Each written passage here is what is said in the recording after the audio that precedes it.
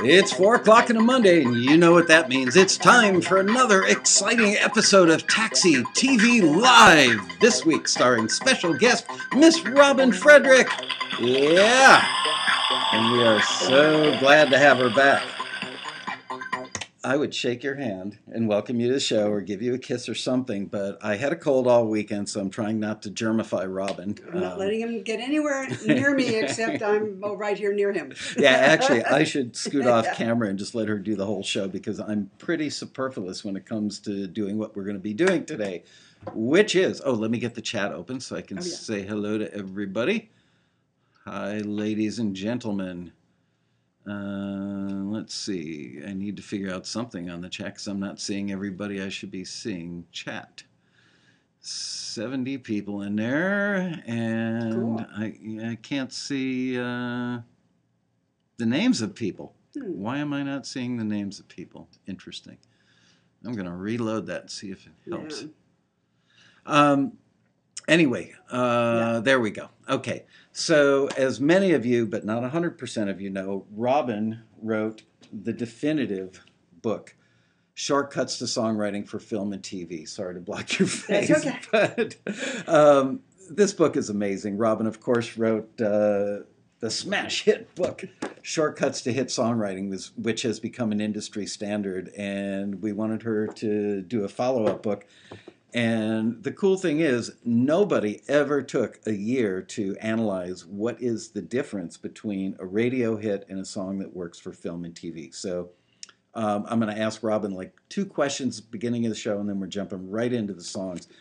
I know this is tough to say in a paragraph, but if you had to summarize, what is the difference between radio and record, a hit song, and a song for film and TV? Not that they're mutually exclusive, because a big current artist could have a hit record that they want to put in a film, and they almost make it work. It obviously has to work, but they slot it in. Well, films usually run them under the credits at the end. They don't usually put them in scenes. You see much less of that than you see in TV. And right now we have more series TV than ever using songs. Even half-hour sitcoms are starting to use songs, like About a Boy and Middle Life. Both using songs, and they're half-hour sitcoms. We've never had that before, and suddenly we're starting to see that. The Middle, that's the name of that show. And then, Stalker and Scorpion, and, we're seeing the usual 1-hour series forever, lots and lots of shows, all over ABC Family, tons of stuff. The difference between, to answer your question, the difference between them is that a song for radio, hit radio, has to stand alone. It has no picture, nothing. It has to not only stand alone, it has to compel the listener to listen to the whole thing. And there are tricks you can do, to make that happen so that the listener doesn't reach out and, press the button and change the station. And so that's a hit song style. That's a use. But the use for film and TV is very different use. For film and TV, the song has to enhance the emotion, the energy, or the atmosphere, the tone, the vibe of a scene, so that the viewer who's watching the scene feels more of what's happening in the scene and makes the scene more memorable. So with a film and TV song, you have a whole nother element, which is you have picture, you have a whole visual that goes with it, and the viewer is caught up in the storyline and the visual, and the song is there to enhance that. It's a very different use. And yes, sometimes, right now there's a Subaru commercial with a Joshua Radin song in it called Beautiful Day. I just analyzed that on my website. And it's a simple song with a lovely lyric, but still pretty simple. It would never be a radio hit. And in fact, Joshua Radin has never had a radio hit, but he has sold 2.5 million singles. Mm-hmm. And there are people out there who've never heard of Joshua Radin. And that's because he kind of bubbles under, and his songs get used in tons of TV shows and films. And yet, as a standalone singles artist, people sort of don't know who he is because he didn't end up on the charts. He writes great stuff. Artists like Ingrid Michaelson started in film and TV, and then her stuff spilled over into radio. So they're not exclusive. You can break an artist now in film and TV. American authors. I played them. They were in a Lowe's commercial, Best Day of My Life, and I played it at the Road Rally in 2013 and played the Lowe's commercial and said, look how simple this is produced. It's got all this vibe. It's got all this energy. It's really a great song for this Lowe's commercial. And then it turned into a huge #1 hit single in the AC adult contemporary charts, #1 for weeks and weeks and weeks. Best Day of My Life by American authors. So all of these things can happen. A song can go from film and TV over to the charts now. Mm-hmm. It can go from the charts to film and TV, but a lot less because those songs have to grab and hold attention. And the use in film and TV is not for the song to grab and hold attention. It's for the scene to be enhanced by the song. It doesn't mean they can't be the same thing. And in fact, more and more we're seeing film and TV songs spill over onto the charts. That's why you see big hits with Passenger, Let Her Go. Yeah. That came out of that big Budweiser commercial. It existed before that. It wasn't written for the commercial. Same thing with Best Day of My Life. Wasn't written for a commercial, but people loved it so much and wanted to hear it so much, it spilled over into radio. And commercials are almost a better launching pad for a hit than a from TV an unsigned artist, because of the frequency. They get played so many times that it has that same, it ingrains something into your psyche, just like hearing a radio hit would on the radio over and over. Whereas if it's on a show, it has a huge audience potentially, but it's a one-time thing or maybe that's right. That's right. And so for on the Budweiser commercial from the Super Bowl in 2014, the Passenger song "Let Her Go" was used underneath this Budweiser ad. And every time you saw this wonderful Budweiser, I was, oh, the cute horsey and the cute puppy and and here's this wonderful little folk song. I mean, literally, "Let Her Go" is just a folk song. And I don't think that song would have gone to #1. It just wouldn't have. I think people would have doubted that it could go to #1, and I don't think the industry would have put the money and the push into it that it needs to have in order to go to #1. But it did because it had the Budweiser commercial behind it and people's reactions to that. So the whole thing is all really interwoven, but it's two different, very different uses. Doesn't mean they can't cross over. It's actually changing the hit song charts. And sometimes you have a song that gets used in a TV show or film. Let's stick with TV shows for a minute. And it gets used in the montage at the end. And it's filling in. It's telling you what the dialogue would have said if it were there and amplifying the emotion. Other times it could just be a hip-hop song that gets used as source music. And in that case, you definitely don't want the lyric or anything in the song to make you even really aware that the song is there. It's either wallpaper or it's just in there for a few seconds. So those two uses in TV have very different. Yeah, source music, something that is playing from a source within the scene. Like a jukebox. Or somebody's boombox is playing or, whatever. But more, and even source music now speaks to the scene a lot of times. If you can hear it. Yeah. So let's say there was a scene in a film called 21 and everybody was in a bar and it was next door to MIT and this was a song about this was a film about going to Vegas and running the numbers. And these kids they don't even know there's any danger here. They're going to have a good time. This is like right before they leave for Vegas. And underneath in the bar, they're playing source music. Of course, a bar would be playing source music. And the song they're playing is Everybody Get Dangerous by Weezer.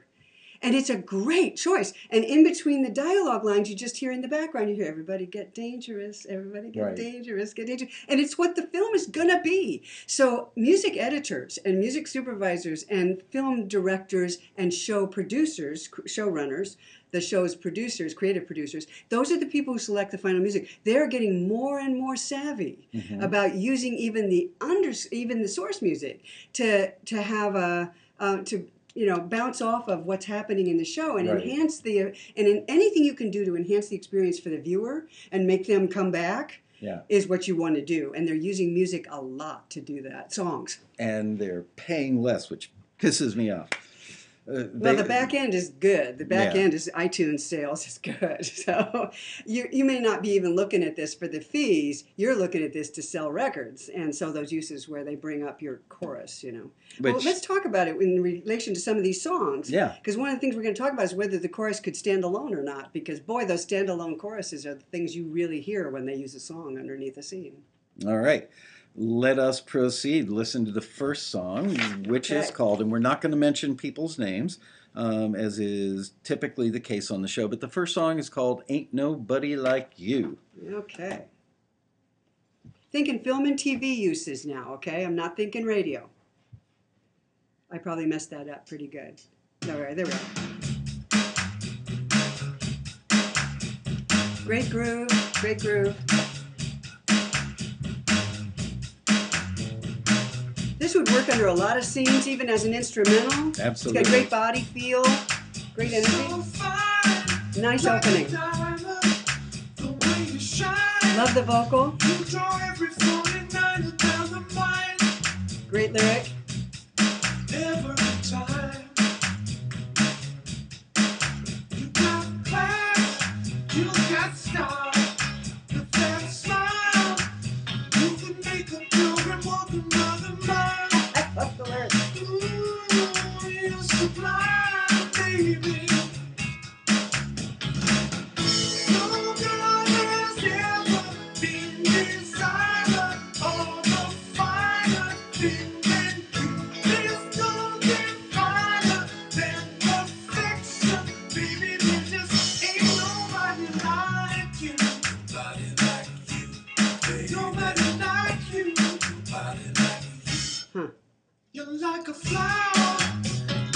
Okay, I'm going to ask you to stop right there.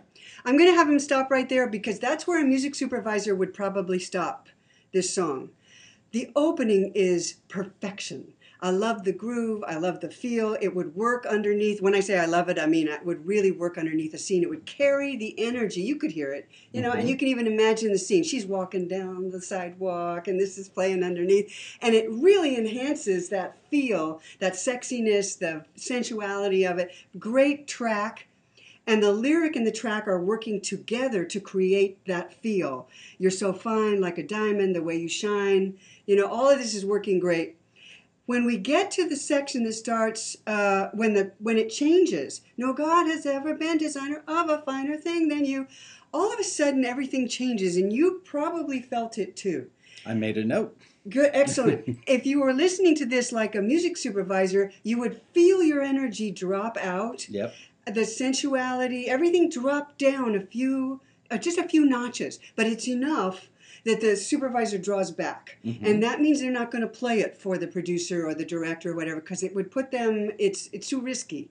When it lost, you can't use just that much of it. Don't ever kid yourself that they'll only use 10 seconds. The uses you want are the uses that are 45 seconds, a minute and 15. You want those uses that are longer. Right. Don't think but my chorus is great. Yeah, and no library is going to take a song that only has 10 seconds, even if it's the opening 10 seconds that are really, really good, because they need the maximum number of pitches they can get out of it.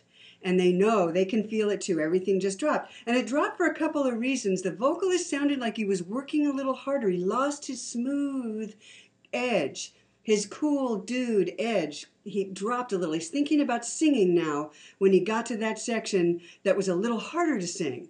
And so when you're singing, be sure if you are in character, you maintain that character. A lot about singing for film and TV, about vocals for film and TV, is about character. It's about acting.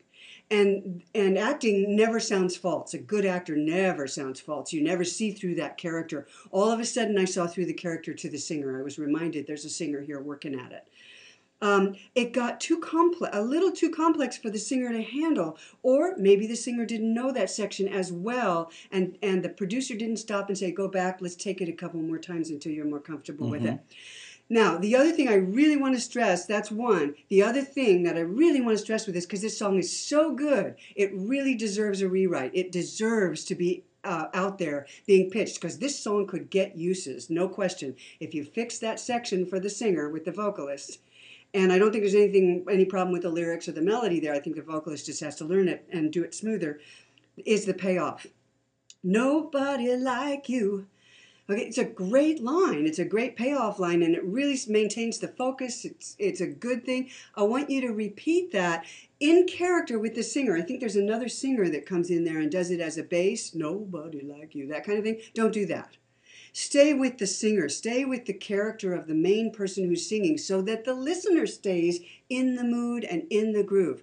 Once you set up a mood and a groove, stay there. Don't, for God's sakes, leave that alone and walk away or step away or let the viewer step away from that, because that's what they need your song to do, is to underscore that mood, and you've been creating it beautifully, and then we start to lose it right there. So I'm going to suggest that you repeat Nobody Like You in the voice, stay with the voice of the singer. I want you to repeat it here. Nobody like you, nobody, nobody like you. Make more of a meal out of it. This is the payoff. Really chew on that thing for a while, because that's a payoff line and the listener really wants to stay there. You don't have to do it 4 times or anything, but do it a couple of times, which I think you did, but stay with the singer and maybe make a little bit more out of it rhythmically. Repeat part of it and then repeat the whole line again. Same thing as you're going through the song. Make more out of that refrain. You really don't have a chorus. This is a refrain style chorus, and that works great for film and TV, not so good for radio, to go back to that original question. Yeah.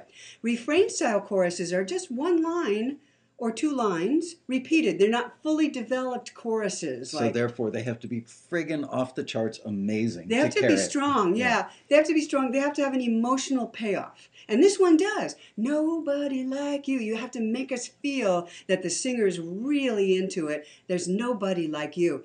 Make sure that you stay, the singer stays in that vocal. Are you here, by the way? Is the writer of this the singer of this? I'd like to know. If you're comfortable identifying yourself. Yeah, if you don't mind. Sorry. I'd like to know if this singer is the writer. I kind of don't think so. I think the singer was brought in. And so what you want to do is make sure that as the writer of the song, that you coach the singer through your song in a way that makes sure that the song delivers what you set out to do. I'm sure the writer understands what this song is supposed to be doing, and the singer didn't quite nail it. Okay. Can I play that section? I want to point out something from a producer's perspective. Yeah, yes, please. Because there's more going on there. That's right, the end of it. That's the end of it, yeah. Yeah, that's the beginning of it.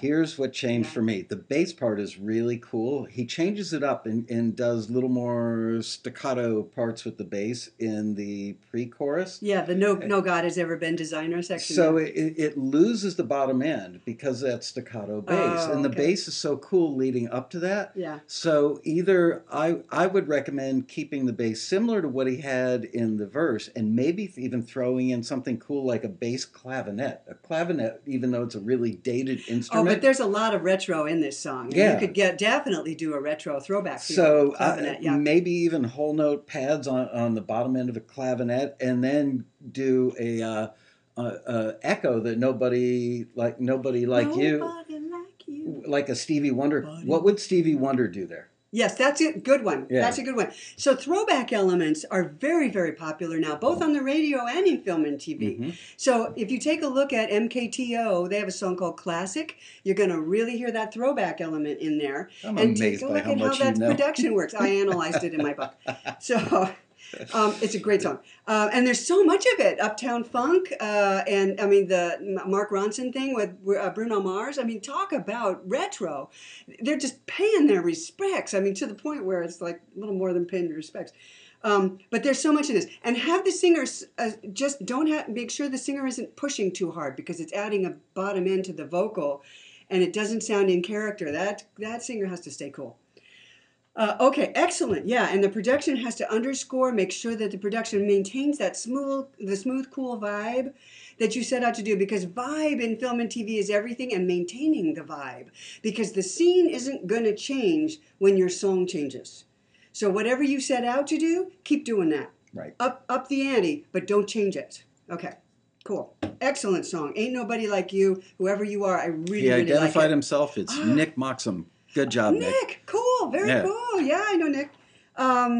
Outstanding work. Yeah, and the throwback element, you're doing it. Mixing the throwback with the contemporary, you're doing it. I love it.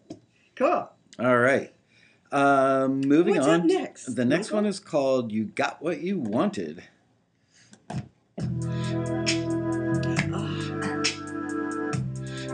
Is the volume okay for you guys? Give me some plus ones if it is. Love the feel. Sometimes keep me up for days on it. I try, can't stop loving the high. Very nice. Very great mood. Nice. You got what you came to take, girl. You got what you wanted, and I can't escape.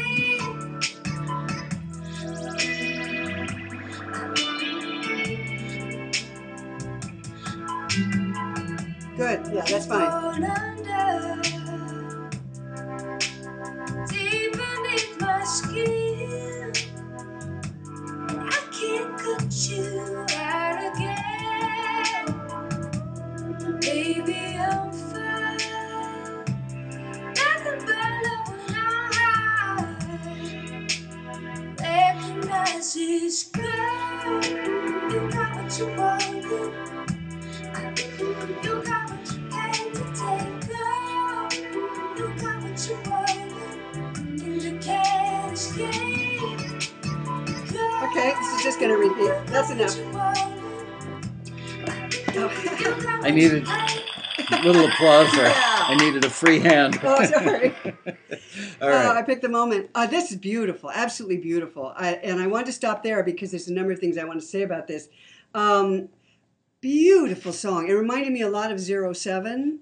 07 has been used a lot in film and television, notably in Garden State. The song called "In the Waiting Line," huge hit from Garden State, which set the bar for singer-songwriter songs in film for quite a long time. It still does. Beautiful song, and the track, the vocal, everything about it. There's two things happening here that are unusual, and one is the vocal is unisex. I mean, I don't know whether the vocalist is a male or female.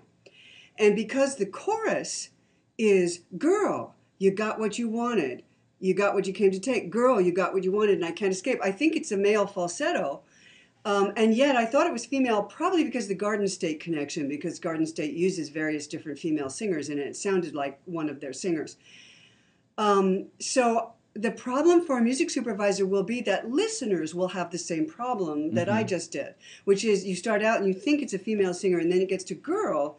And also, girl also limits the uses of this song. Let me suggest that, because the vocalist is wonderful, I love the vocalist, that you change girl to ooh.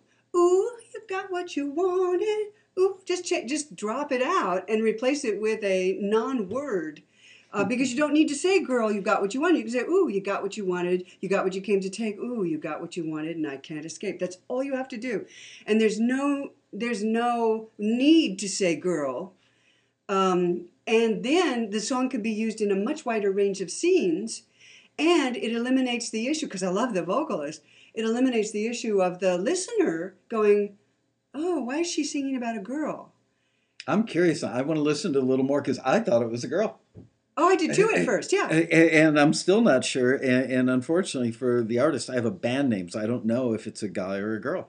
And the point is, neither does the music supervisor, Right. and neither do viewers. So the point is, we don't know, and nobody else is going to know either. Right. So that's good. And girl defines it, so take the definition out Yes. by giving them an ooh or Yes, a and babe then or you can some other have- universal or unisex word. Yes, Yeah. and then you can have that that wonderful, it's kind of ambivalent vocal in it, which I love it because it's ambivalent, and I can hear it both ways as a male or female, but I definitely heard it as female. And then the song does not become one girl singing to another. It becomes anything you want it to be. And that's what a music supervisor needs for you to do. So you just used the word universal, and that's so important. That gives this song a much more universal, even if the singer were clearly a guy, and I hadn't made that mistake, it would still limit the uses by saying, girl, you Yeah. got what you wanted. Anybody could come and get what they wanted. I mean, people, when you fall in love with anybody. And this kind of song could be exactly that feeling, that lost in the high of being in love and not really wanting to leave, and knowing that this person kind of took what they wanted because you didn't have any control over what happened. Really good. Fits a lot of scenes. I was just going to say that. I always just imitate whatever Well, she says. we just do that all the time. I mean, But that's but always, so do music supervisors. I mean, Right. we're just doing what they do. that's always the sign of a great song. Yeah. I do that with the staff. I bring them in sometimes for little listening sessions at the end of the day.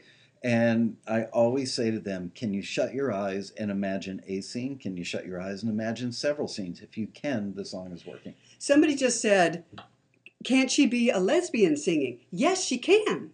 Yes, she can. But it's really going to limit the scenes you can put that in, because how many lesbian love scenes are used in television? More and more frequently lately. Well, film, yes. Yeah. Absolutely. HBO, yeah. Yeah. But you're not going to see it on primetime series much. I mean, Empire just had an incredible homosexual love scene. I mean, unbelievable. And they had a song playing underneath it, and they cut a lot. Cut away and cut back and cut away and come back. It was magnificent what they did. It was the season ender. Yeah. And but that's gonna have to be a very daring show with a very expensive music editing budget. So it limits your uses. I'm not saying you can't do it, but you're going to limit your uses. And when you do that, music libraries don't want to take in songs with limited uses. And why limit the uses of this gorgeous song? Let everybody enjoy it. It could be anybody who's singing, ooh, you got what you wanted. Anybody. And that's the ideal when you're pitching to film and TV. Yes, you can make this song anything you want it to be. But if you want to pitch it to film and TV, and I assume if you sent it to us today, that's what you want. If you want to pitch it to film and TV, then I would strongly suggest that you make it unisex and universal. Okay? By the way, several of you submitted instrumentals, even though the email that went out, or the two emails that went out, both said song several times. So just want to let you know, we're not going to be doing any instrumentals today. Robin is a song person. And even though she could probably comment on instrumentals, this is her forte. Everything else about this is working great for film and TV. Everything. And you could pitch it like this. I think, don't be surprised, though, if a library turns it down. But everything about this song is working. And I absolutely urge you to make that one change and pitch this song. A lot of people seem hesitant lately to pitch songs to listings from exclusive libraries. This is the kind of song, if I saw a listing from Taxi that said a high-end exclusive library, they're going to work this song. Yes. It's not going to sit there on a shelf. So with the right library, I'd make that bet. These days, by the way, there's very little difference between exclusive libraries and non-exclusive when it comes to independent artist songs. There are differences in instrumentals. Sometimes, I'm not even going to go there. It's too confusing. But I don't want to confuse you. But in terms of artist songs, libraries that are exclusive, like Five Alarm, that really want to beef up their independent artist song side, are making those deals very attractive. They have lowered the number of years that they're tying you up, down to, I think, 2 or 3 now. And they're allowing you to pitch your own songs. They're actually retitling just like a non-exclusive library, so you can pitch your own.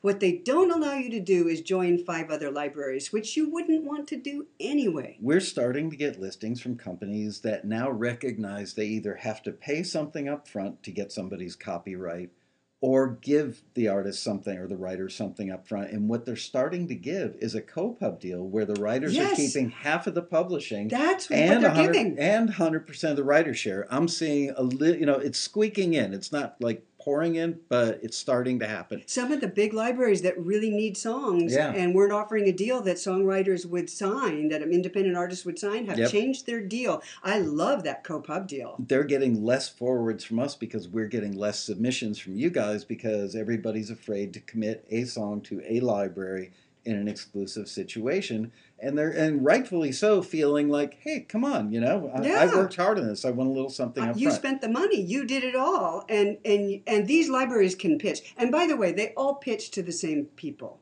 That's why they don't want you in 5 other libraries. So if you go with a good library, you're going to get pitched to all the same pitches that you would be with any other library. Absolutely.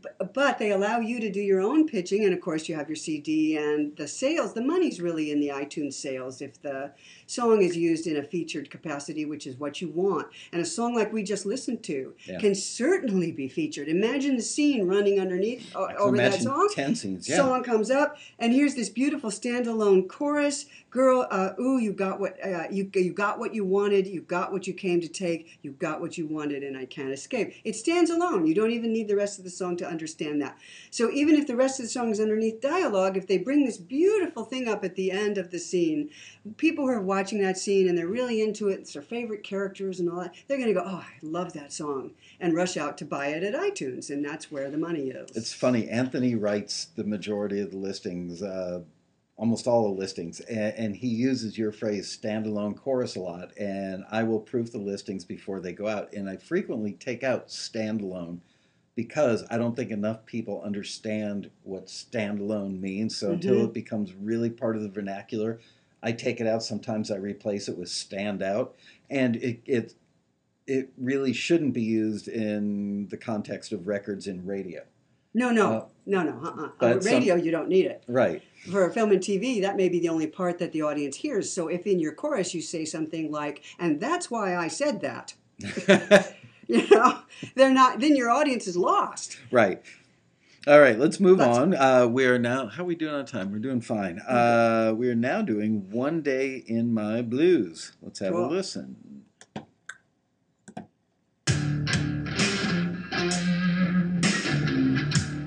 Great opening.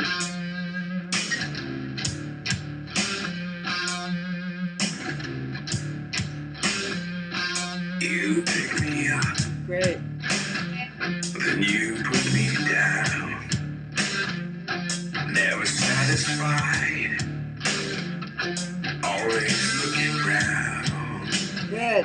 I wanna get away, but I ain't over you. I hope you spend one day in my blues. You want something to my mind. Good. Sensitive. Enough. Your waking eyes. You want something I'm hooked on you. Oh, you live one day in my blues.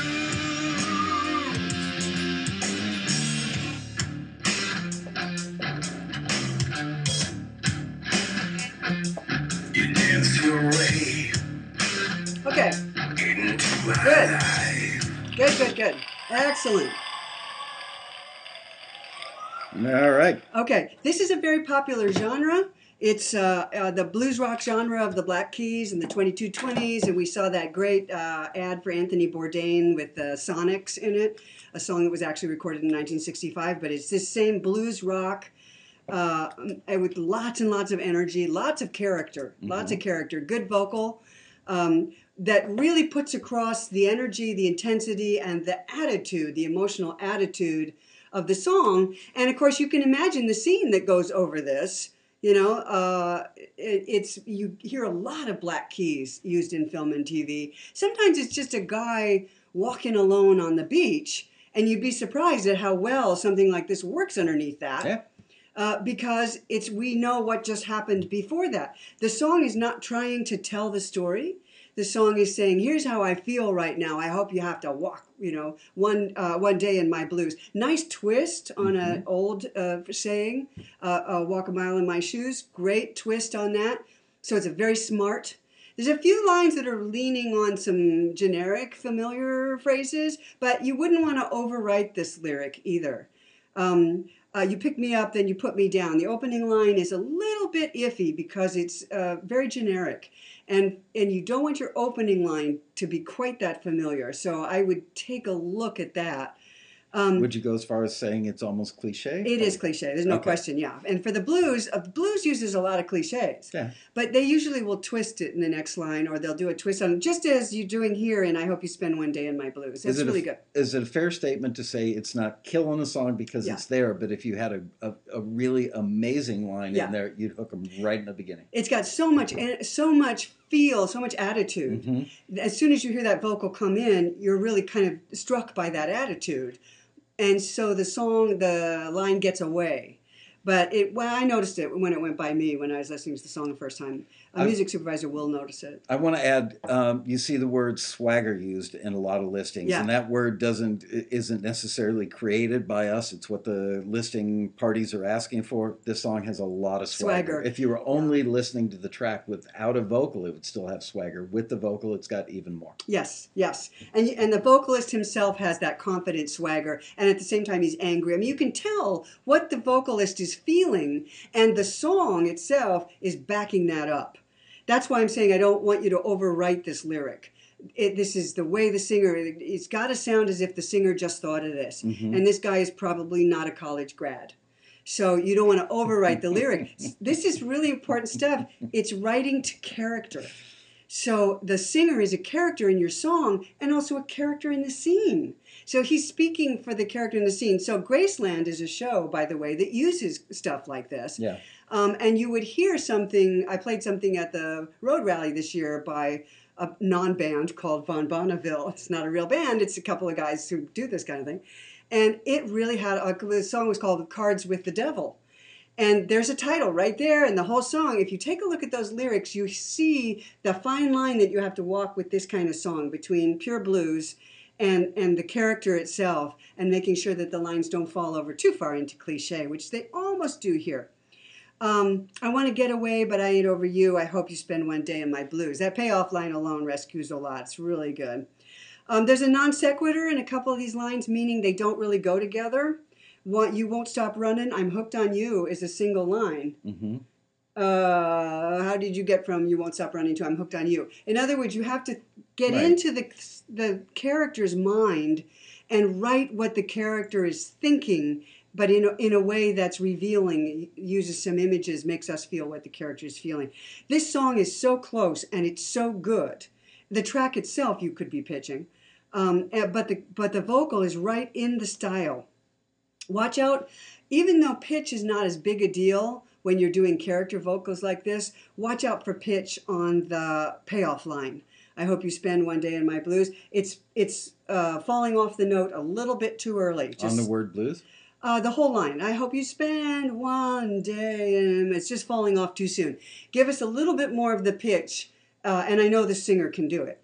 So hang on to that note just a little longer. I hope you spend one day in my blues. Then you can slide it down, okay? But give us the melody of that line before you get to the my blues, and then you can sing that and give it the bluesy intonation.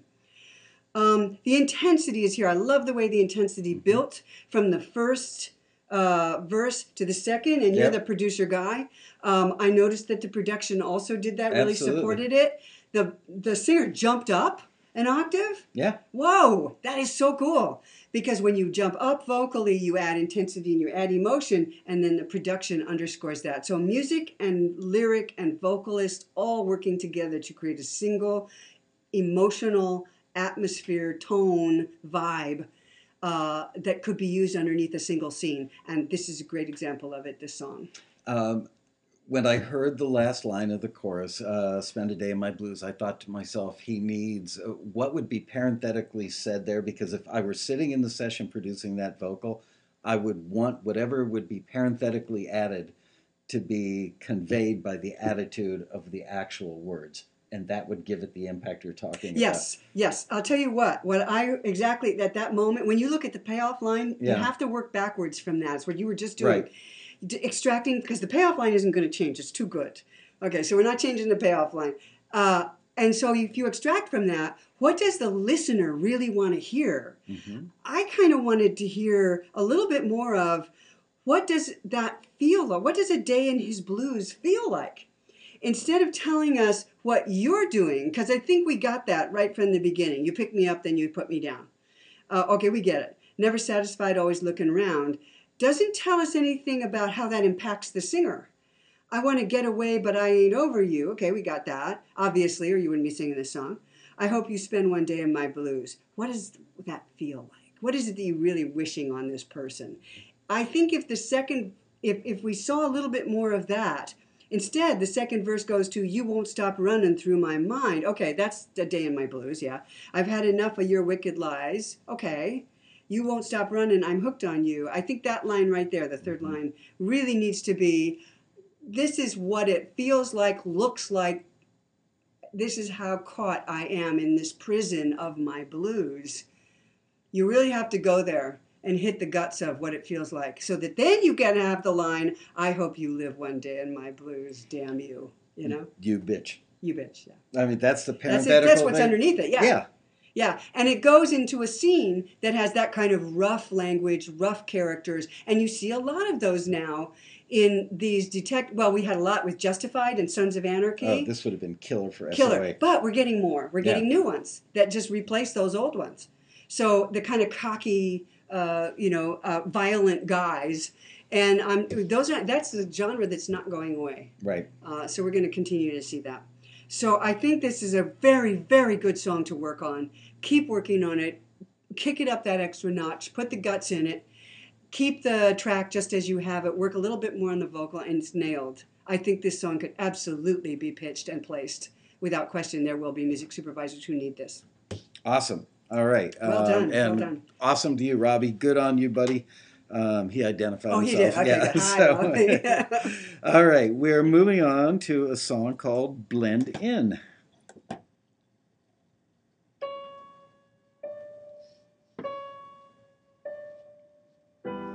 I wanna blend in with you.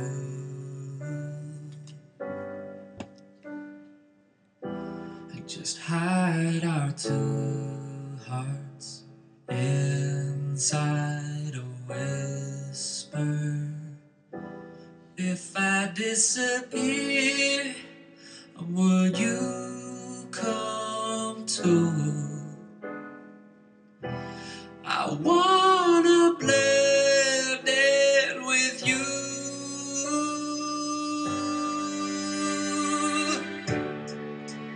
It's so loud inside this impressive crowd. I'll show you the way to make our escape. After all, we're just painting flowers on the wall. You show me the way and to leave no trace. I wanna blend in with you.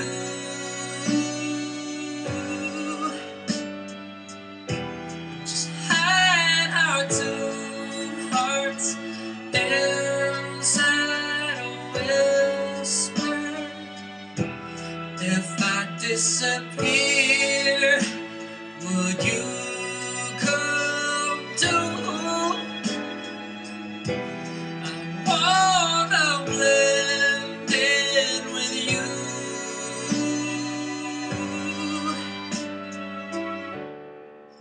We just keep going, far from the electric glow,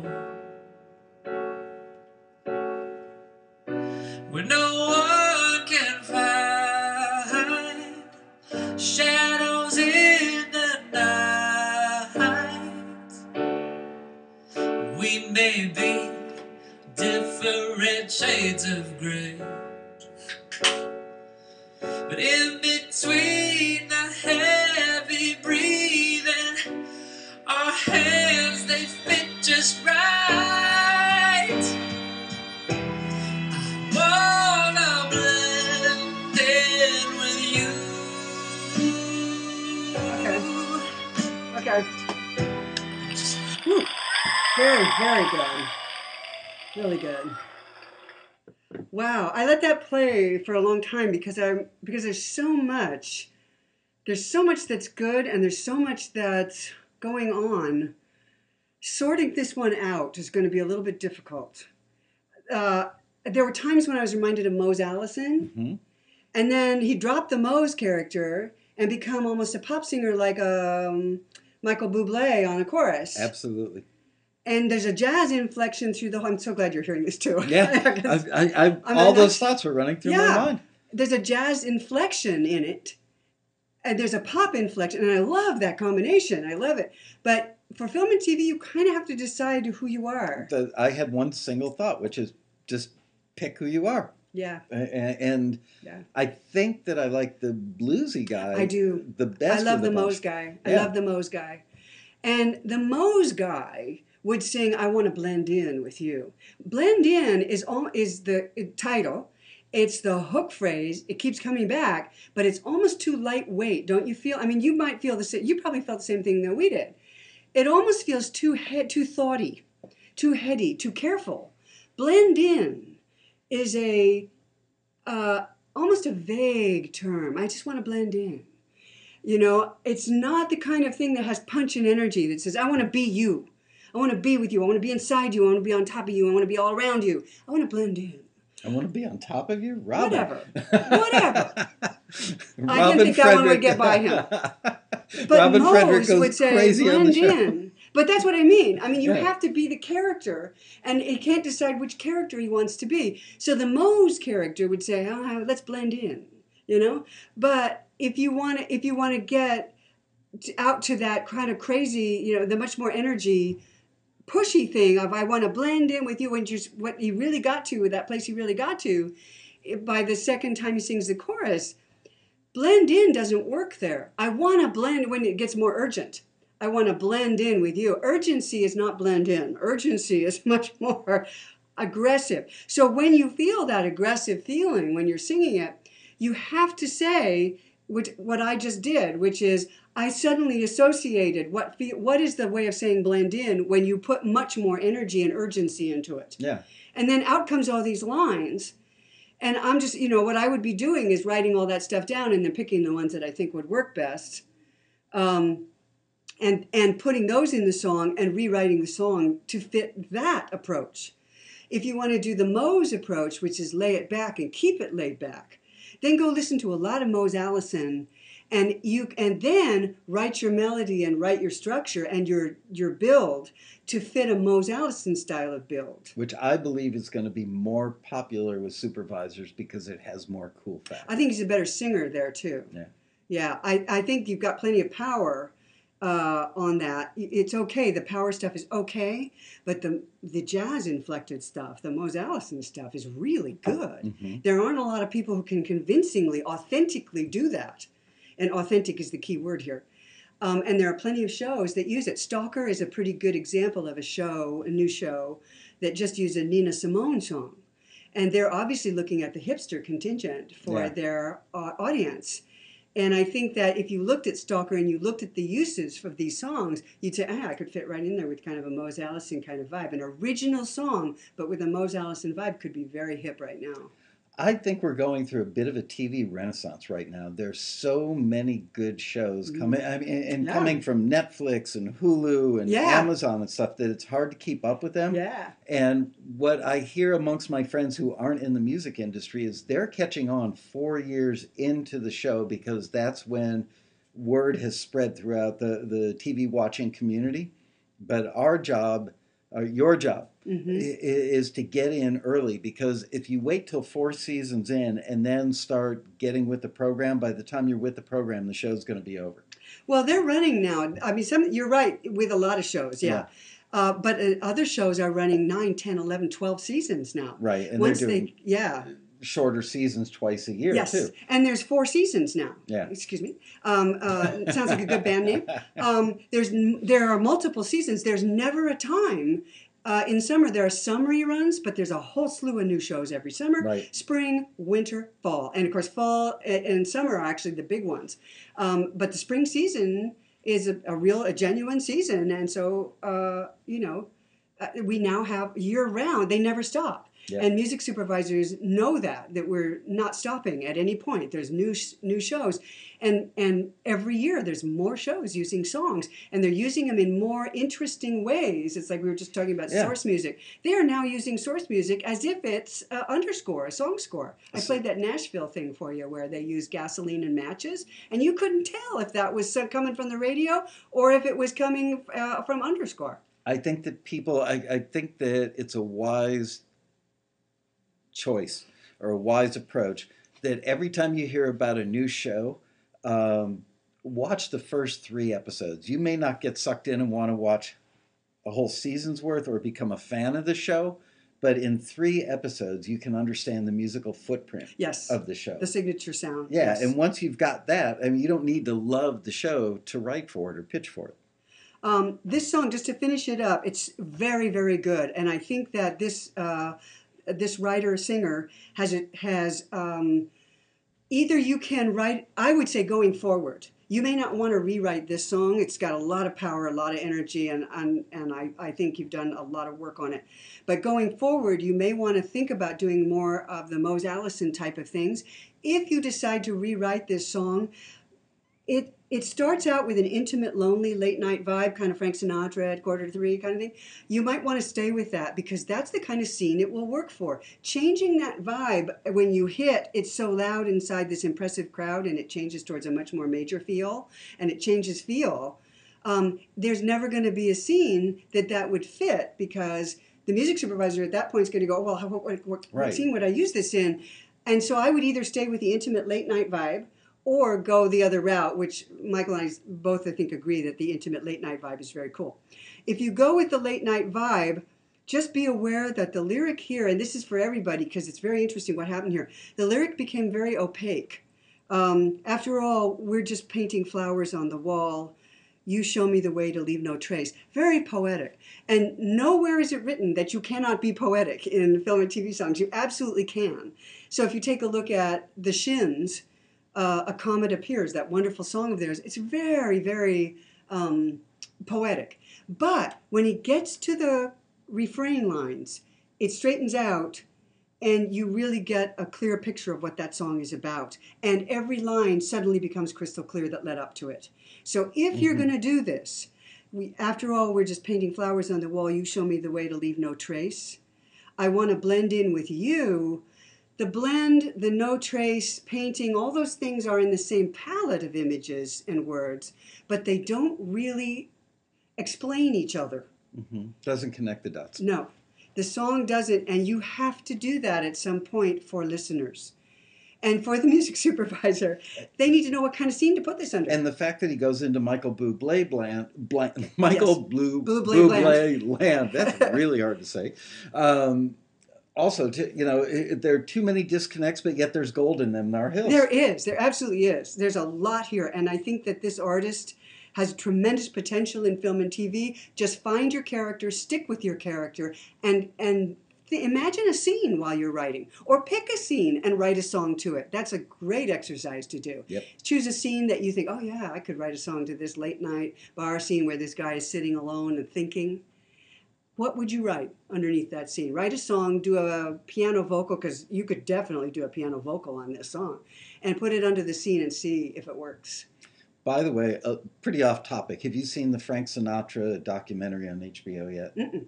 Oh my gosh. Really? Yeah. Everybody, if you've got HBO or HBO Go or whatever, watch the Frank Sinatra thing on HBO. I've seen it like 4 times now. It's fascinating, and it just makes you want him to come back so badly. Nobody will ever be better at doing what he did than he was. Yes. Amazing. Yes. Is somebody asking about that's the song I mentioned from Nashville? That song was Gasoline and Matches was the name of that song.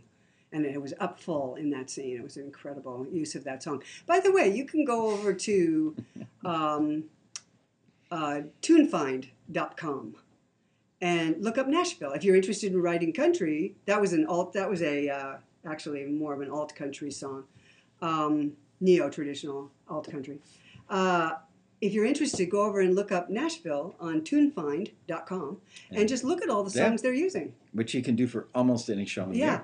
almost anything. They just added 4 new shows that just started because it's the spring season, and there was 4 shows: Open Heart, Children's Hospital. I forget the other names of the other 2 that just started up that I hadn't even heard of yet. So I went over there. I looked at the kinds of songs they're using because I wanted to get a feel for what the signature sound is, what the musical footprint is.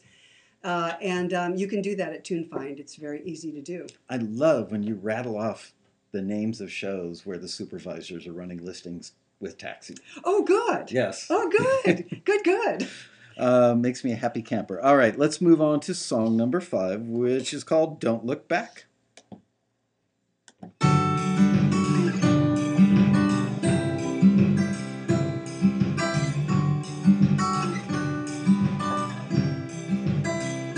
She said, don't look back. Nothing good ever comes from that. Keep your eyes on the road. You'll forget about me at the next signpost.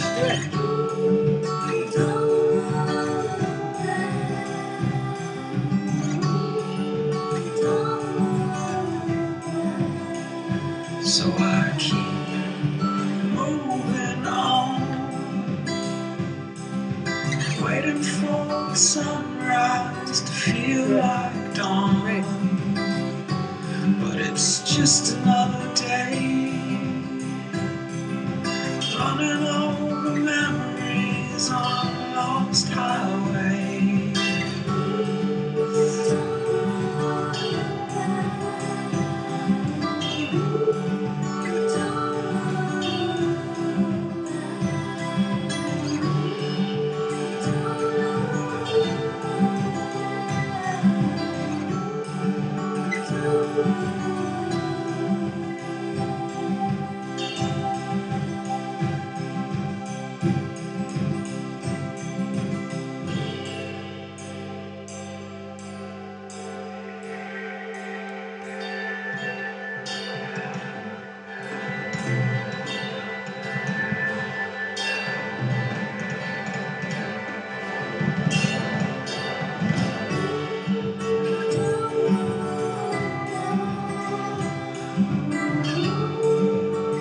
Okay. Good. How was that fade? All right. I'm so glad we got such a range of material to listen to today because this is very interesting. There's a lot of potential here. I'm not sure how many people out there understand what the potential of a song like this is. The lo-fi, ultra indie side is very big on some TV shows. Grey's Anatomy will use some very ultra indie stuff, and because it creates a vibe, it creates a lost world that the characters in the scene are having the same issues and have the same problem that this singer is having, and this kind of indie vibe in the track works really well to create a kind of raw, I just thought of it feel. It's not polished in any way. What would you call this? Sorry to interrupt that thought, but what would you call this genre? I call this indie singer-songwriter. Okay. Ultra indie singer-songwriter. And it's out there. I'm trying to think of, off the top of my head, a couple of... you hear them. If you went and looked up Grey's Anatomy, you would find some of this. At TuneFind, you would find some of this stuff. Dream pop. Mm-hmm. You might call this dream pop. And so when you see a dream pop listing at Taxi, look up the bands and listen to them. And see if you've got something like this. It's very risky to do because it's hard to do well. It walks a fine line. And it's got 2 chords. Yeah, and which is hard to pull off. Yeah, and I'm going to actually make a suggestion about that. So let me talk specifically about the song. The intro, which is very short, is very lo-fi, and immediately you go, okay, is this going to be bad or is this going to be lo-fi? Mm-hmm. And it's really a fine line to walk. As soon as the singer comes in, I know exactly what it is. It's lo-fi, it's indie singer-songwriter, ultra indie. So then my genre is fixed, and I know what I know what world I'm in. If I'm a music supervisor looking for indie, ultra lo-fi, ultra singer-songwriter, indie singer-songwriter, that's what you've asked for and that's what you expect to hear. Mm-hmm. And so here comes that intro and you go, yeah, that's where I'm expecting to be. That's where I want to hear. And here comes this beautiful falsetto vocal, male falsetto. That's perfect for the style. So everything's working really well. She said, don't look back. Beautiful opening line. You're plunged right into the middle of the relationship. You're in his mind thinking about what he's thinking. She said, don't look back. Nothing good ever comes from that. Beautiful. Beautiful opening. Keep your eyes on the road. You'll forget about me at the next signpost. Beautiful, loose rhyme. Road and signpost. I really like it. And great economy of words because he's Yes. established the relationship and what's going on in like 12 words. And the focus is absolutely narrowed in on what's going on here. It's very clear, and yet at the same time it's poetic. Then I want the singer to keep singing. There's a female vocalist that comes in with don't look back, don't look back, don't do that. Mm-hmm. Don't take us away from the male vocalist. Don't take us out of his mind and into somebody else's, because then the question is, who's that? So stay there, keep singing, don't look back, so I keep moving on. Just keep that vibe going. I'd also like to hear the 2-chord, the rocking back and forth 2-chord thing. I'd like to hear it change myself personally on don't look back.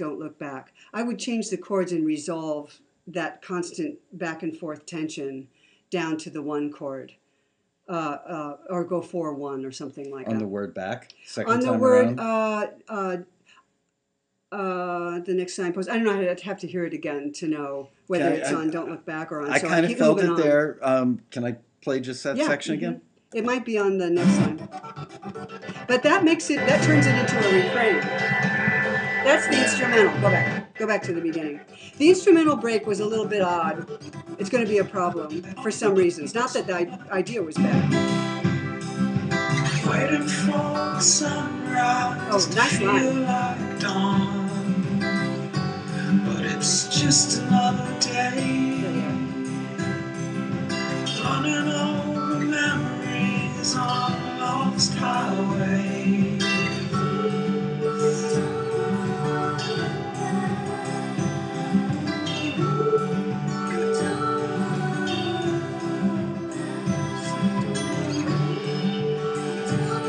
Oh shit! He does it 4 times there. Yeah.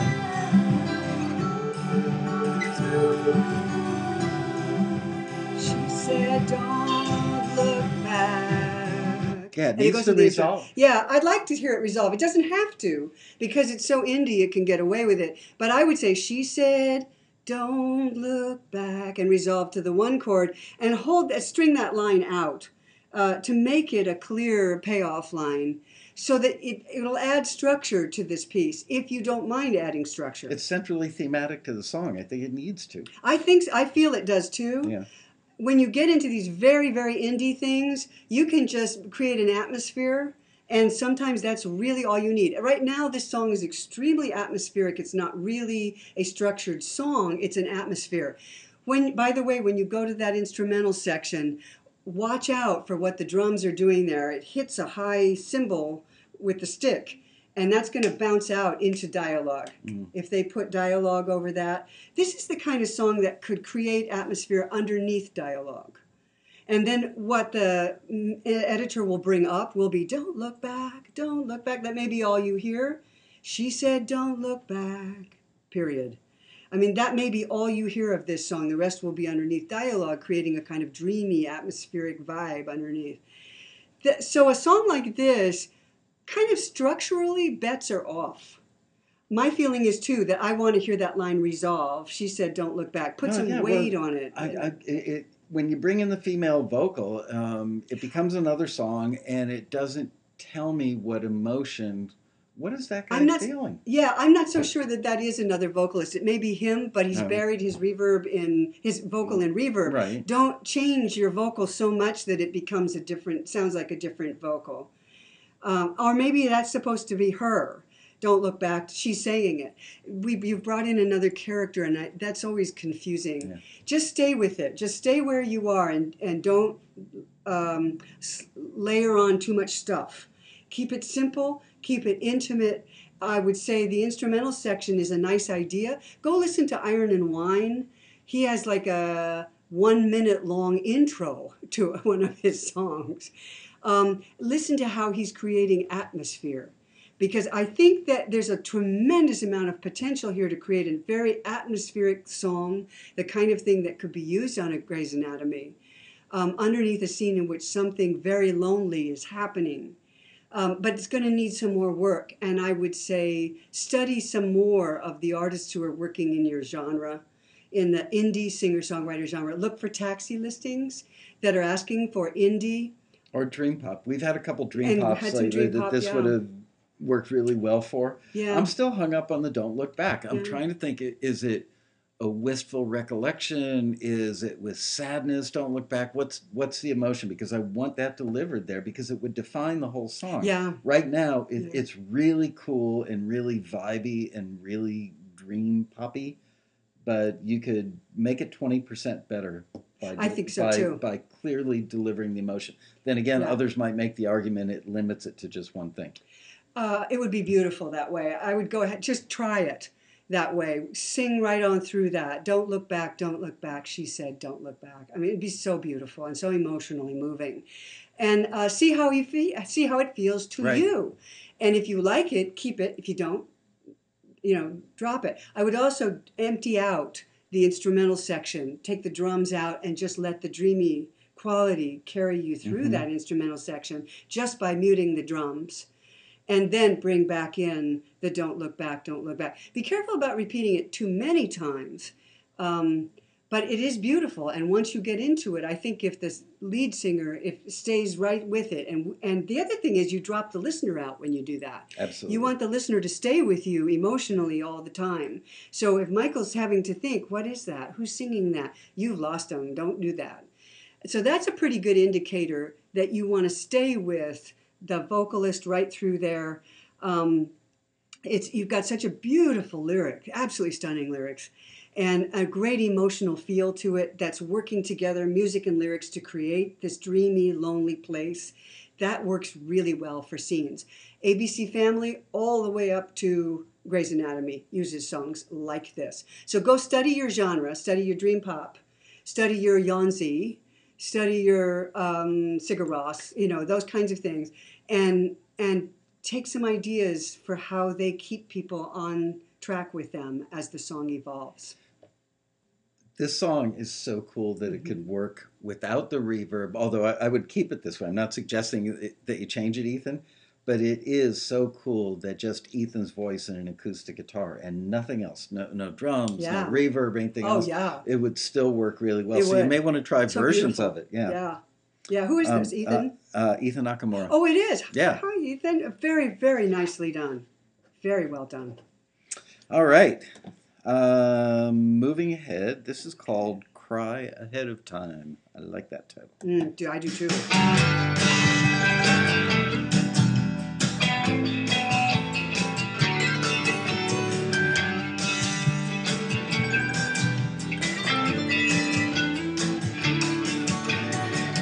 I saw you coming from miles away, charmed by your smile and the sweet words you say. Caught in the whirlwind, even though I see the signs of what your heart could do to mine. So I'll just cry ahead of time. Great payoff, Ron. Even though I see a rocky road ahead, don't listen to common sense, but to my heart instead. Moments of happiness, they don't balance out the pain. Still, you know, I can't refrain. I can't resist you anyway.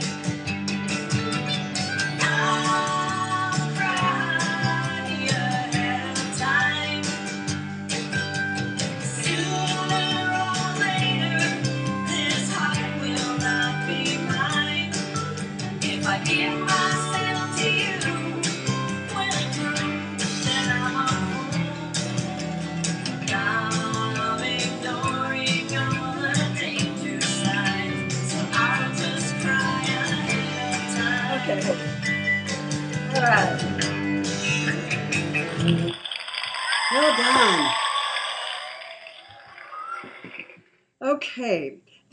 Now we're talking about film and TV songs today, so I'm not going to comment on this song as a pitch for a country radio hit style song. Different animal, as we talked about, very opening thing we talked about. Different animal, totally different animal. Country is hard to do. It's hard to straddle film and TV and radio hits in the country genre, because usually the country genre is looking for outside songwriters to write songs for country radio. There isn't a lot, until Nashville came along, the TV show, there wasn't a lot of call for country songs in TV unless there was a scene in a roadhouse with a jukebox. And they needed a country song to set the scene. Because country is so location specific. It's the South, it's roadhouses, it has a whole culture attached to it. And so Nashville uses great songs, and they're often radio style hits, but also album cuts. They'll do that. But to write a song that's a radio style song and then also make it work for film and TV is almost impossible in the country genre. It can be done, and that song Gasoline and Matches is a great example of it. But the problem is they tell too much story. So I can't tell from this song what kind of scene it would be used under. It could be used in a jukebox, in a roadhouse. It could be playing in the background as source music. Or it could be one of the characters. I happen to know the music soup and the music coordinator in Nashville, and they actually look for stuff that's character-driven. So they will occasionally look for a story that goes with the character, something he or she would express, and they will have them perform it live. And as a performance live on stage. That's the other thing that they do. And that is also source music. It just happens to be a featured performance, which you really, really want. Cha-ching. Yeah, cha-ching is right. I saw you coming from miles away, charmed by your smile and the sweet words that you'd say. In film and TV, we generally, for a film and TV song that works as underscore, those two lines would work. I'm caught in the whirlwind, even though I see the signs of what your heart could do to mine. So I'll just cry ahead of time. It's a neo-traditional song. I mean, it's got a lot of Patsy Cline in it, which I really like. At this point, after I heard the first verse, I was thinking, oh, it's going to be verse, verse, bridge, verse, which would actually be a really good style for this song. That the "I'll cry ahead of time" is a great payoff line for a verse. Mm-hmm. I saw you coming from miles away. You're going to destroy my heart, so I'll just get it over with. I'll cry ahead of time. If that's the case, and that works really well, I would do that again. Next verse. I got my Kleenex at hand. I'm ready with the lights, turned down low, and I'm sitting here all by myself because I know that by the time you get done with me, it's going to be all over. So I'll just cry ahead of time. That's the second verse. Then the bridge lifts a lot, goes up way high, like a chorus would, but it doesn't use "I'll cry ahead of time." Instead, you take us deeper into the notion of what it feels like, how you know you're going to be crying ahead of time, what it is about this situation. You just take us deeper into the situation. Here, a chorus opening with the line "I'll cry ahead of time" sounds weak. It's more of a payoff line than it is an opening line, because it's such a great twist. It's such a great "so I'll cry ahead of time." It's a great line. It's not an opener, but it's a closer. Pada boom! It's a killer closer. I had a thought that this has nothing to do with film and TV. This is just about the song. Yeah, I love that line so much that if you really want to challenge yourself as a writer, use that as the opening verse line and back the story in. I'll just cry ahead of time and then do the explanation of why. It would be challenging as a writer. Yeah. But I just think it's such a great line. You know how people always say you want to invite the listener in with the first line. Yeah. I'll just cry ahead of time. You've got their attention. Now tell me why. And then back the song out anyway, of it. That has nothing to do with what Robin's talking about, just a writing challenge. I think it's a great payoff line. I think it's the opposite, which is... I agree with everything's you. Coming. Either way, but you're right. That's a really good point. It would be an interesting and a fun twist to do. But to get to the chorus and use it there again and followed by a line like, "'Cause sooner or later my heart will not be mine," which we already know. Mm-hmm. The problem is once you've done the twist, we already know what the twist is. And so you can't write a chorus that's going to be higher and hotter and more urgent and more emotional than what you've already told us. So I think the song would work well as a verse, bridge, verse song. But for film and TV, twists like that don't work because we're watching a scene, and the song is going to draw all the attention away from the scene because it's almost because in a sense, and I don't mean fully, but in a sense, it has a novelty song element to it. And for film and TV, it's all about emotion. It's not about what the characters will do. I'm working this out as I'm telling you about it, so I'm getting there. Why is it that it tells, everything in me says this will not work for film and TV? But it's a very clever concept and it's a wonderful song. But for film and TV, the characters will do what they do. The script will tell us what the characters will do. But the song can't say, so I'll just cry ahead of time, as an underscore element, as an emotional element in the scene. Instead of, but you could use it as source music in anything that's Nashville related, that's country related. You could use it as score. I'm afraid I'm not making this perfectly clear because this is a really unique situation. So I'll just cry ahead of time is a character statement. It's what the script would say. It's not what the song in the scene would say. The song in that scene would say, would say, "You got me. This is how it feels. This is how it feels to know how caught I am by your love, how much in love with you I am." Instead of going specifically into... I'll just cry ahead of time is not an emotional line. It's a clever line. It's a thought line. And it works really well. You know what? If the lyrics led up to it in a more emotional fashion, it might work. But it's a different song. It's not written for She's also film and telling a TV. story that would step all over a script. Oh, yeah. I mean, this is give a myself script. to you. Will it prove that I'm a fool and I'm ignoring all the danger signs? That's a script. That's a story. It's not an emotion-based song. Right. It's a thought-based song. And that's what scripts do. They tell us what the characters are saying, that we see what they're doing, we see their actions as the result of their thoughts. Right. How would these things, the giving yourself to somebody, having them prove that you're a fool, ignoring all the danger signs, how would that make you feel? What emotion would that evoke? And then you could pay it off I'll just cry. You would see the character ignoring all the danger signs in the script. That's what you would see the character acting on. However, Michael's exactly right. What does it feel like? How in love are you that you would ignore all the danger signs? Right. The song then tells us, I've lost my common sense. I've thrown my good ideas to the winds. I'm jumping into the water and I don't know how to swim. The hurt runs deep. Yeah. I'm feeling pain. All those things. If it's that or if it's fun. I mean, I think it's probably more of a fun scene. I'm jumping in the deep end and I don't know how to swim. That's the feeling of, I'll just cry ahead of time. I've thrown caution to the winds. I know it's crazy. I'm a fool for you. But when you get into, I'm ignoring all the dangers. This is what I'm doing. This is what I'm doing, rather than this is what I'm feeling. Is it a good analogy? Because I don't know the lyrics, the verse lyrics, but Roy Orbison, "Only the Lonely." Yeah. This is in that ballpark Only the Lonely, because it's got kind of an "Only the Lonely." It's "Only the Lonely" is a very melancholic song over an up-tempo rhythm. And this has the same thing going on. It's got that. So I'm thinking that rhythm. might be a good case study to look at what he did lyrically. Yeah. Anyway. Yeah, it's a good idea. This is a tough one because it has a fun kind of upbeat. You're right. It's got an upbeat production and rhythm under it. But the lyric is not going for the emotion in the scene. So what I would say to you, gals, is take a look at a scene.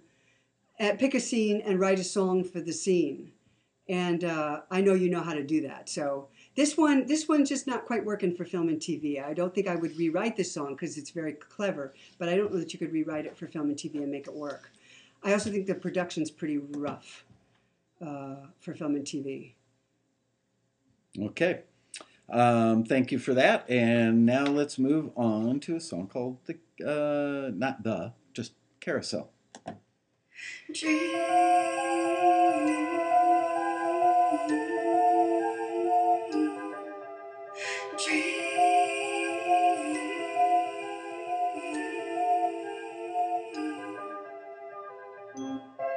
The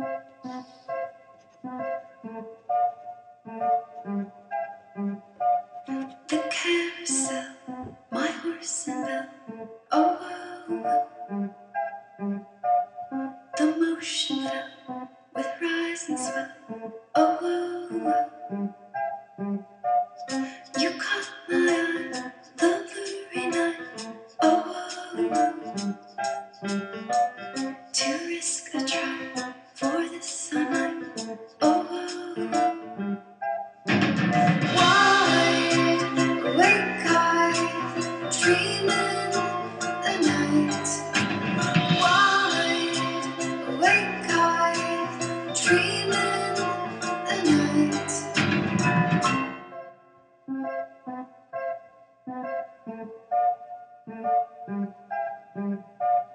A flash of spin, reflecting lens. Oh, oh, oh. The portrait light we did begin. Oh, oh, oh. The touch of hands, a heart still in. Oh, oh, oh. The sea expands at our command. Oh, oh, oh. Wide awake eye, dreaming the night.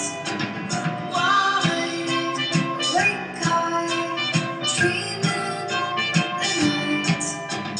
Wide awake eye, dreaming the night. Wide awake eye, dreaming the night. Okay. I put down Keep the them audience. clapping, yeah, keep them clapping there. There's a lot of potential here. And so what I'm going to, there's a couple things that I think easy fixes here that would make this more appealing for film and TV because there's so much here to like.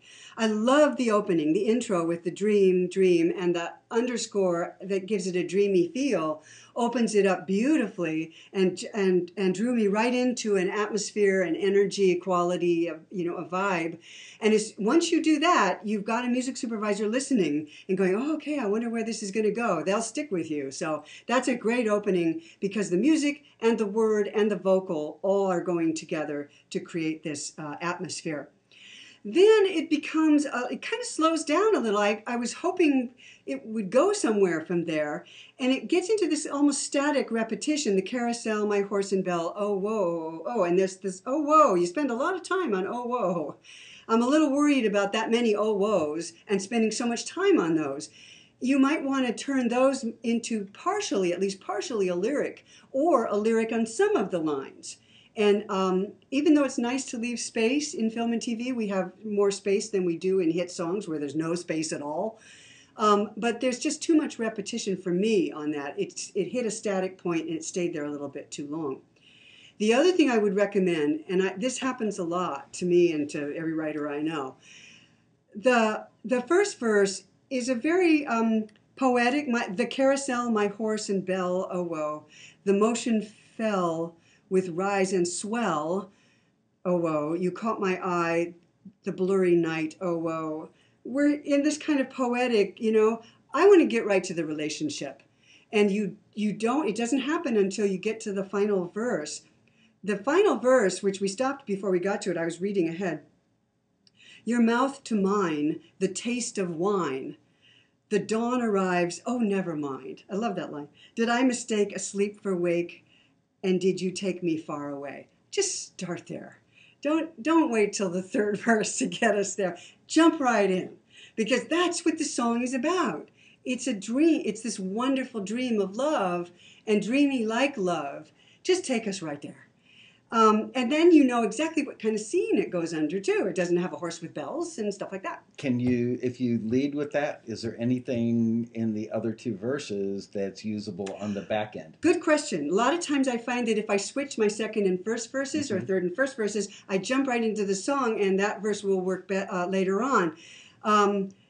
Yeah, because then we know what you mean. If you move the first verse down to the second or the third verse, we know what you mean when you say the motion fell with rise and swell. You caught my eye, that blurry night. I mean, then we know kind of about this relationship and what's going on. Verse 2, a flash and spin, reflecting lens. Very poetic, but it doesn't really tell us anything about the relationship. It's very, watch out. Your left brain wants to impress people, and it'll want to go poetic on you at a time when you really should be opening up the song to the listener instead of showing the listener how, a kind of cool line that's opaque. Be careful about opaque lines like that because they become static for the listener. They either get caught in it and they can't figure out what it means and then you've lost them emotionally, or they simply blank out on it and they don't jump back in again until your next line. The portrait, when we did begin, kind of opaque also. Portrait, that's kind of a static word that doesn't have a lot of emotion attached to it. So words like lens and portrait don't have a lot of emotion, and they are poetic and opaque for listeners. It's a dangerous line to walk. Be careful about shutting listeners out that way. I would take those two lines and really rewrite them to match more of what you're doing with the lines like the dawn arrives, oh, never mind. That's so beautiful. It just tells us everything. And you know what it means. Yeah, it tells us everything about that night. It's just wonderful. So you're fully capable of writing these great, great lines.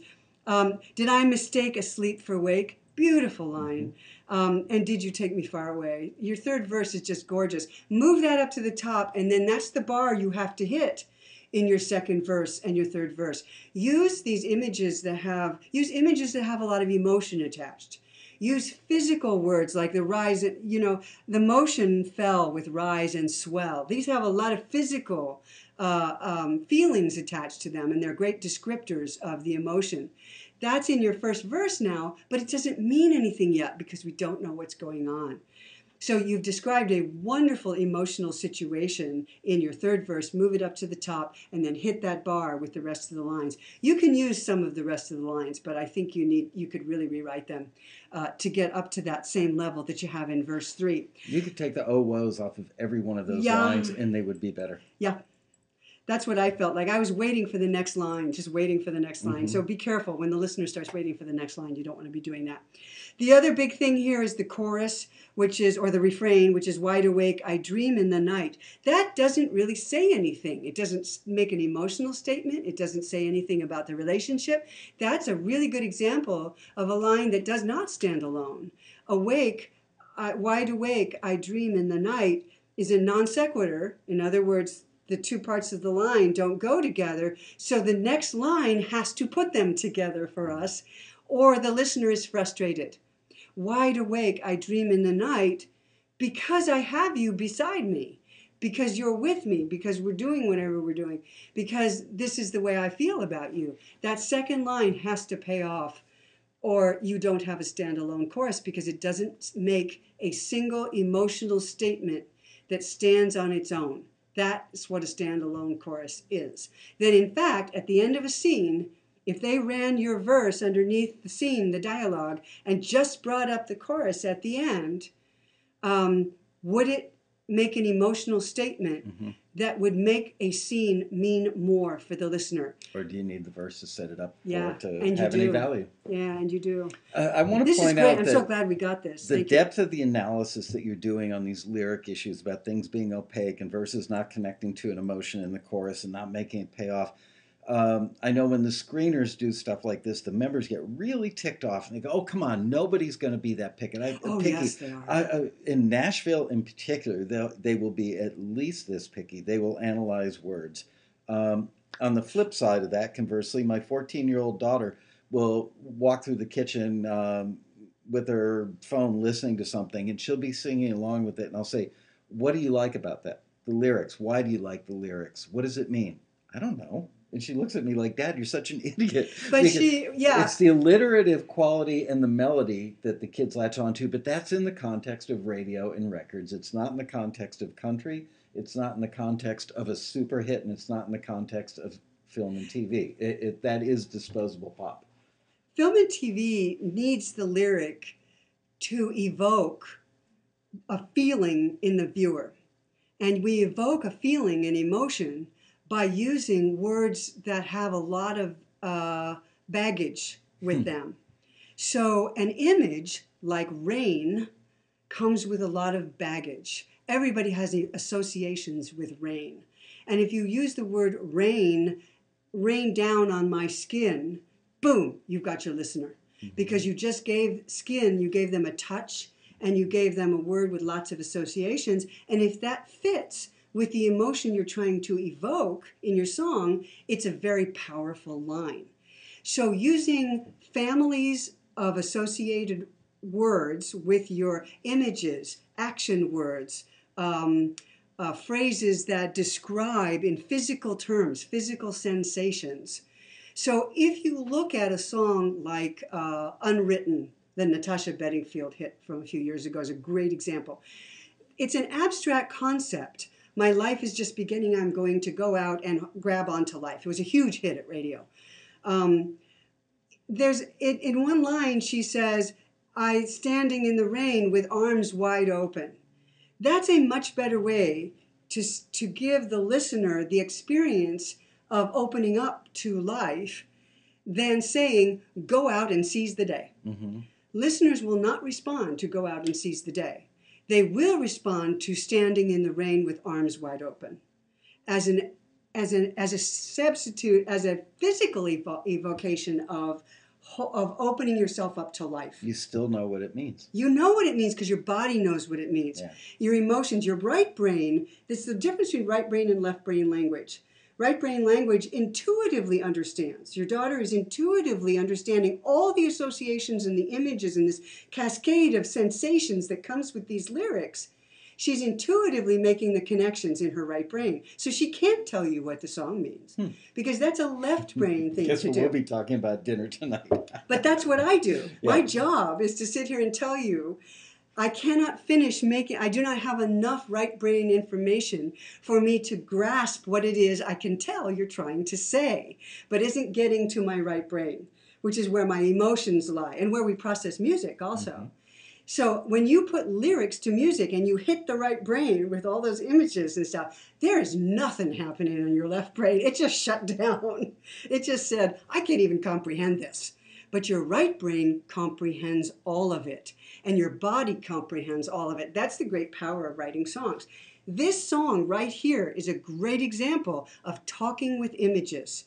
The carousel, my horse, the bell, the motion fell with rise and swell. But we don't have enough left brain information to make it make any sense. Nor did we get enough right brain information to know what it is that the horse represents. We don't have the associations to make with the horse yet. Or the motion. What motion? You caught my eye, the blurry night. Oh, it's a relationship song. Okay. To risk a try. For this I might. Two left brain. What'd you think about the drums that came in? It was almost like a Penny Lane. Yeah, I think it's very sweet. I'm reminded a lot of alt pop bands like Sleigh Bells. I mean, I think who else is it? Oh shoot, it's out of my mind at the moment. There's a lot of alt pop bands right in the style. To me, it was distracting. In the beginning, the setup was one thing, and then those drums came in, and I thought it was going to be a whole different song, and then it kind of went back to where it was. Yes. So I thought it was a distraction that if I were a music supervisor, I'd go, okay, I can't use that in the scene. Yes, that's a risk. It's taken me away from where I was. That's a risk.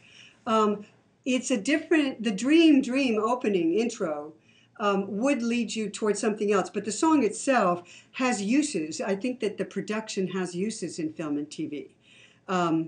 Yes, you're right. Dream did set you up for something else. What would you call the genre? Alt pop. Okay. Alternative pop is a big area in film and TV. It's very, very attractive. We get tons of listings for it, and not enough people understand what it is, nor do they understand the difference between indie pop and alt pop. So can we wrap up the show with... You're going to ask me, aren't you? Yeah, I hate to do it too, because believe me, we spend way too much time talking about it. Remember, we looked at indie earlier. We looked at ultra indie. Yeah. Ultra indie. When we were looking at the previous song, this one, Don't Look Back. Right. Okay? It has a raw quality to it. It has a spontaneous sound. It is not mainstream. It's very garage-like. It can have a raw energy and a raw sound in some of the samples and some of the rhythms of it. And it doesn't have to be. It could be. It takes a lot of risks. It could be a rhythmic song, or it could be an acoustic guitar singer-songwriter thing. But Yes. it has that raw, almost unfinished. I just thought of it, and Yeah. I went out to my garage and I recorded this. And Yeah. it takes a lot of risks. And when you take those risks, you had better really know your genre if you're going to take those risks. And Otherwise, it pitch. sounds like a demo. It can easily sound like a demo. So you just immerse yourself in the genre. It's the hardest thing to critique that we get here at Taxi, the hardest thing, because it walks that fine line. So if you're going to do really indie, lo-fi, or raw, edgy, what you want to do is immerse yourself in that genre. You know, Bon Iver was a great example of an indie artist that took off, that has a smoother edge to it, but still very, very indie. And then start looking at the related artists, the artists in the listings, the artists that are related to those artists when you go over to, let's say, Spotify or Pandora or any of those things. And they're not always right. Don't take them. They aren't. They are not the gods of music. They're not, yeah. They're that's about for sure. 65% right. Alt-pop, alternative pop, is a much more mainstream, slick sound. And I don't think they're there yet, but they're aiming for that. They're kind of straddling. They're almost on an indie vibe. But they're headed for that quirky, sweet alternative pop sound. And you can have anything from sleigh bells all the way over to American authors end up in the alt-pop genre. And alt-pop could be an acoustic guitar, electric guitar, or keyboard driven. Yes. Yes. Just when you think that, okay, the genre has gone very keyboard-esque, all of a sudden somebody comes out with a ukulele and a glockenspiel and does something you know what I do? for lack of a better, the taxi listings are one of your best resources here because they have the people here who do that research for you. So I keep a playlist, and it's just a text edit. It's just a text file. And I have male singer-songwriter, female singer-songwriter, and then underneath that I have subgenres of, minimalist female singer-songwriter, really alt out there, indie singer-songwriter. And, I mean, you can get some Soko, S-O-K-O. I mean, she's out there. She's really, really indie. I haven't even heard of it. And I like a lot of her stuff. And she's way out there. So when I go listen to her, I'll put her underneath really raw, really edgy, and indie. So that then when I see some listing looking for raw, edgy, indie, I'll listen to artists if they're listed there in the listing, but I'll also go listen to the ones I have on my playlist as well. And just to see who's there, and maybe I'll add some extra people. We run into this problem with the music supervisors, and even more so with music library owners or music directors or whatever you want to call them. They will use the same reference artists over and over. And they're usually an artist that probably surfaced 3, 4, 5 years ago and have hit the mainstream now, so they've become aware of them, more so with the library owners. We find that we make the listings more interesting and more apropos to what they're really looking for if we go deeper and look for newer artists that are doing that genre. Which is what they want anyway. Right, Yeah. exactly. They just don't know the names of those artists. I'm guilty of that as well. Hell, I'm an old dude. The libraries don't. The music supervisors certainly do. Some will. Most will. Yeah, they do. Not all. It's their job. But the library owners really don't all. The better ones do, but they're... Library owners don't. It's a small they really percentage. So I want to know from you guys, if you would be so kind as to respond in the chat room. Do you like it when you see our listings with some new names that you're not familiar with, that we're trying to kind of force you to go take a new, fresh look at the genre? And I do. I read the I know listings you do, but and I go, look, because that's how I that way, find new artists. It's a great way to find new artists. Either that or listening to Morning Becomes Eclectic if you want to. Right. Or just go look at their playlist. Every music supervisor is listening to Morning Becomes Eclectic. And trust me, Liza Richardson has a show on KCRW. And she is a music supervisor who currently has 14 top TV series that she's music supervising. You bet she knows everybody that's happening, and she's making people happen. So I would be looking at, and most of the top music supervisors are DJs on KCRW. And you can just go look at their playlists. That's the other source that I use besides the taxi listings to find out who's hot right now. But the music is avant-garde, Yeah. for lack of a better word. I mean, come on. I listen to Morning Becomes Eclectic. Sometimes singing, they're shaking my head going, oh I my God. know. I know. Yeah, me too. And I think that a lot of our members are going to go, I could never do this. I'm out. Then don't do that. Right. All the stuff that we listen to, of the things we listen to today, how Mhm. many did I say, yeah, these are real potential in film and TV? And how many of them did you not like? I mean, they were to like. These Yeah. are really likable songs. So we're talking about alt, the difference between alt and indie. And I don't want to get lost in that because, number one, genre is a term of art. I mean, it's not science. Trust me, it's not science. And so everybody will classify artists differently in different genres. So my feeling is listen to the artists, look at what they have in common. Try to imagine whether your song could replace one of theirs. Right. In a scene. That's the bottom line. If you don't like an artist, move on. Don't get stuck. Don't try making some music that you don't like. Don't do square pegs and round holes. If you don't understand it, don't do it. I mean, there's indie stuff I couldn't do in my dreams. I couldn't do that. And the truth is, I don't want to do it. I want to write what I love, and I want to keep current at the same time. And that combination is very doable, but you have to listen to a lot of music to find those artists that you like. Every single one of the things that I like that I said you have a potential for film and TV, I could tell you other artists like those.